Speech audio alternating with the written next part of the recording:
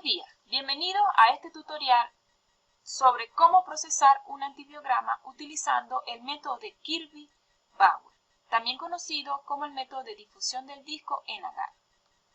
Este video les será muy útil para comprender paso a paso los aspectos que se deben tener en cuenta al momento de realizar esta prueba. Y básicamente nos centraremos en el método de Kirby-Bauer, ya que es una de las pruebas mayormente utilizadas en los laboratorios de microbiología para determinar la susceptibilidad de las bacterias frente a los antibióticos. En primer lugar, tenemos que el antibiograma se define como un método que evalúa la respuesta de una bacteria frente a concentraciones preestablecidas de antibióticos. Pues bien, para determinar esta susceptibilidad frente a estos antibióticos existen diferentes técnicas. Entre ellas podemos mencionar la dilución en agar, la técnica epsilométrica y la técnica de difusión del disco o Kirby-Bauer. Y es esta última la que explicaremos paso a paso en este tutorial. Antes de realizar un antibiograma, se llevan a cabo una serie de pasos para identificar un patógeno que esté causando algún proceso infeccioso en particular. De todo este proceso obtenemos un cultivo puro, o lo que se denomina el microorganismo aislado. Y es a partir de allí cuando empezaremos a elaborar el antibiograma, a partir de un cultivo puro. Inicialmente se debe hacer una selección de estas colonias, es el primer paso, con la finalidad de garantizar la calidad de esta prueba, ya que se seleccionarán un solo tipo de colonias y no una mezcla de ellos. Básicamente se toman entre una o dos colonias con herramientas de inoculación denominadas asas, que puede ser asa en punta o asa en ala. Recuerden, las colonias deben estar aisladas y no se deben utilizar cultivos con más de 18 o 24 horas de crecimiento, es decir, no se deben utilizar cultivos viejos. En el paso número 2 se realiza la preparación del inóculo estandarizado. ¿En qué consiste esto? Consiste en resuspender las colonias que se tomaron en el paso anterior, ¿verdad?, que son colonias aisladas, se resuspenden en solución salina estéril, como lo podemos ver en esta imagen. Ahora bien, para estandarizarlo, que es la finalidad de este paso, necesitamos lo que se denomina el patrón de McFarland al 0,5%. Esto es un patrón de turbidez. Y como vemos en esta imagen, la estandarización se realiza colocando tanto el patrón de McFarland como el inóculo estandarizar por delante de un papel con rayas negras, para así visualizar mejor la turbidez. Esto se realiza con la finalidad de obtener un inóculo estandarizado con aproximadamente una cantidad de bacterias de 1,5 por 10 a la 8 unidades formadoras de colonia por ml. Seguidamente se procede a la inoculación en el agar Müller-Hinton. Esto se realiza con un hisopo estéril que se sumerge en el inóculo anteriormente estandarizado. Es importante remover el exceso del inóculo que pueda quedar en el hisopo. Para ello se debe rotar por las paredes del tubo el hisopo. Posteriormente se procede a hacer la inoculación en la placa de agar.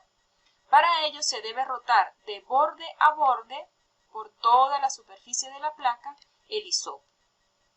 Luego se hace una rotación de aproximadamente 90 grados centígrados y se procede a realizar el extendido en esta otra dirección, como lo vemos acá en la figura. Esto se realiza 3 veces. Finalmente se obtiene un extendido uniforme en toda la placa. Esto con la finalidad de que la bacteria pueda crecer alrededor de ella, ¿sí?, en toda la placa.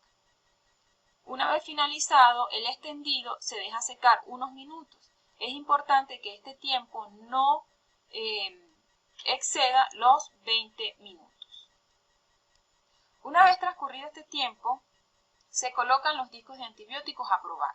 Es importante que sepan que estos antibióticos vienen en una presentación de viales, es decir, vienen estos tubitos de viales con diferentes discos de antibióticos. De allí se toma con una pinza estéril y se coloca de manera equidistante en la placa. Es importante tomar en cuenta que no se deben colocar más de 6 antibióticos en una placa de agar. Esto con la finalidad de evitar errores de lectura. Posteriormente se procede a la incubación de estas placas. Esto se realiza en una estufa de microbiología donde se le proporciona al microorganismo una temperatura entre 36 y 37 grados centígrados. Y el tiempo de incubación debe ser entre 16 y 18 horas. Una vez cumplido el tiempo de incubación, se procederá a realizar la lectura midiendo los halos de inhibición. Los halos de inhibición, como pueden ver en esta imagen, son esa zona clara que se observa alrededor del disco, es decir, allí no hubo crecimiento bacteriano. La bacteria fue inhibida por el antibiótico. Pues bien, para realizar esta medición se utiliza una regla milimetrada, ya que la unidad en que se registran esas medidas es en milímetros. Y la manera correcta de realizar esta medición es, como lo observan en la imagen, en la mitad del halo y de borde a borde. Estos halos de inhibición se comparan con los diámetros establecidos para cada antibiótico en las tablas de interpretación internacional. Existen varios comités para ello. A nivel de Norteamérica está el CLSI y a nivel de Europa está el comité EUCAS. En ambos casos ellos publican manuales donde lo podemos observar de esta manera. Una lista de antibióticos, el microorganismo a probar y las diferentes categorías con las cuales se va a clasificar esa bacteria, es decir, si es sensible, si es intermedio o si es resistente. Para ello, como pueden ver acá, están unas medidas que son los diámetros que obtuvimos en el paso anterior. Si obtuvimos un diámetro de 19 para el antibiótico meropenem, podemos decir que esta bacteria se clasifica como una bacteria sensible, es decir, el meropenem puede inhibir este microorganismo. Finalmente, al obtener todos los datos anteriores y hacer la interpretación correcta del microorganismo frente a los antibióticos, procedemos a realizar el reporte que se va a llevar el médico, ¿sí? Colocando el nombre del paciente, haciendo la identificación correcta, la fecha, todos los datos concernientes al paciente. Y se coloca la lista de antibióticos y al lado se le coloca la interpretación que se le ha dado, si es sensible, si es resistente o si tiene una sensibilidad intermedia. Esto con la finalidad de que el médico, con esta lista de antibióticos que le estamos proporcionando, con esta información, puede seleccionar un tratamiento adecuado para el paciente. En conclusión y a manera de resumen, tenemos que el antibiograma puede realizarse en 8 pasos, como lo podemos ver acá. Primero, se hace una selección de las colonias, se realiza el inóculo estandarizado, posteriormente se inoculan las placas, se colocan los antibióticos, se incuban, se miden los halos, se hace la interpretación de esa medición y se elabora el reporte final.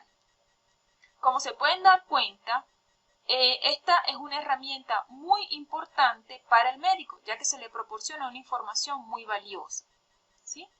Y pues de allí la importancia de conocer todo esto. Espero les haya sido útil este tutorial. Gracias por su atención y los espero en una próxima clase para seguir discutiendo sobre los temas de resistencia a los antibióticos.